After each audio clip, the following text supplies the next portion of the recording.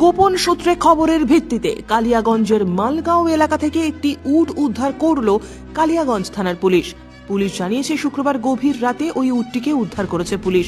কিছুদিন ধরেই কালিয়াগঞ্জ ব্লকের বিভিন্ন এলাকায় উট এসেছে রাজস্থান থেকে, এমন অভিযোগ ছিল স্থানীয় বাসিন্দাদের। অবশেষে উট উদ্ধার হতেই সেই অভিযোগের সত্যতা প্রমাণ হলো। উত্তর দিনাজপুর পিপলস ফর অ্যানিমালস এর সম্পাদক গৌতম তান্ত্রিয়া বলেন, কালীগঞ্জ ব্লকের মালগাঁও ধবাইল এলাকায় উটের অবৈধ কারবার চলছে, তবে পুলিশ একটি উট উদ্ধার করেছে। আমরা চাই এই উটের অবৈধ কারবার তৎক্ষণাৎ বন্ধ হোক।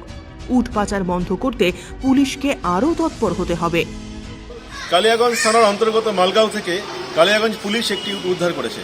এর জন্য আমরা কালিয়াগঞ্জ পুলিশকে আন্তরিক ধন্যবাদ জানাই, কিন্তু আমরা চাই উটের এই অবৈধ কারবার চিরতরে বন্ধ হোক। সম্প্রতি আমরা খবর পাচ্ছি যে বিভিন্ন এলাকা দিয়ে মালগাঁও ধবাইল এই সমস্ত গ্রামগুলোতে উট নিয়ে আসা হচ্ছে।